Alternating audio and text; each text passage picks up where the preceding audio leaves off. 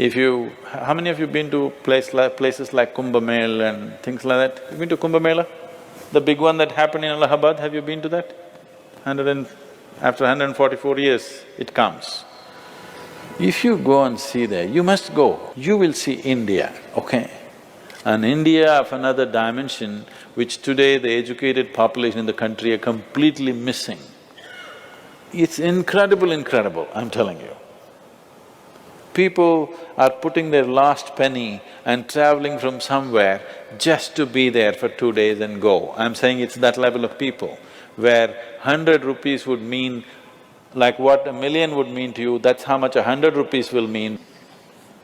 That kind of people, putting everything that they have, they come with their families just to be there because somebody has told them on that day if you take a dip, you will attain mukti. Not that you'll see God, not that God will come and give you a heap of gold, you will attain mukti. Still, 800 million people in this country are actively seeking liberation, knowingly or unknowingly. It's an incredible thing, nowhere else on the planet there is such a phenomena happening that there are human beings longing to go beyond their present level of existence consciously. Nowhere else such a thing has happened. The elemental composition of this body is such that 72% of this body is water, 12% is earth, 6% is air, 4% is fire, the remaining is Akash. For one to live well here, water plays the most important role because 72% of this body is water, 72% of the planet is water.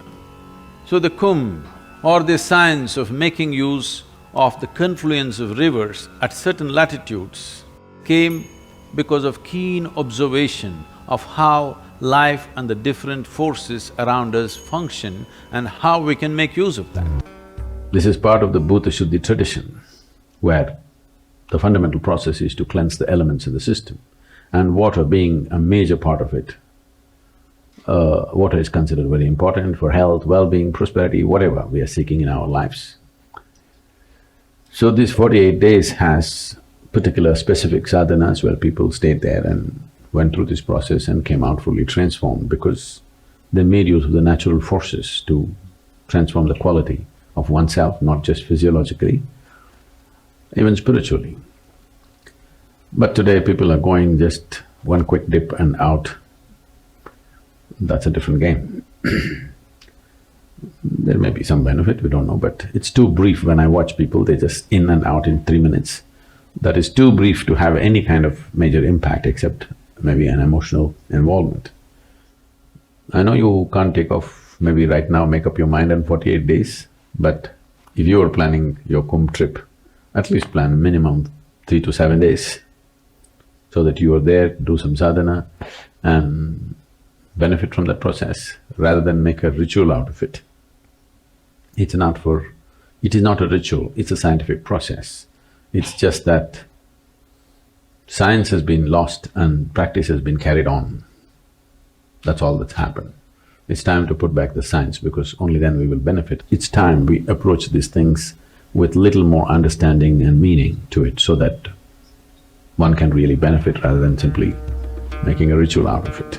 When it comes to the inner mechanics of the human being, nowhere else in the world can people offer profound solutions as India can offer, because this is something that we've invested our time, life and energies for almost 8–10,000 years, and we have gleaned this knowledge, not something that we believe, not something that we made up as philosophies, something that we observed and noted down and made tools as to how to access this.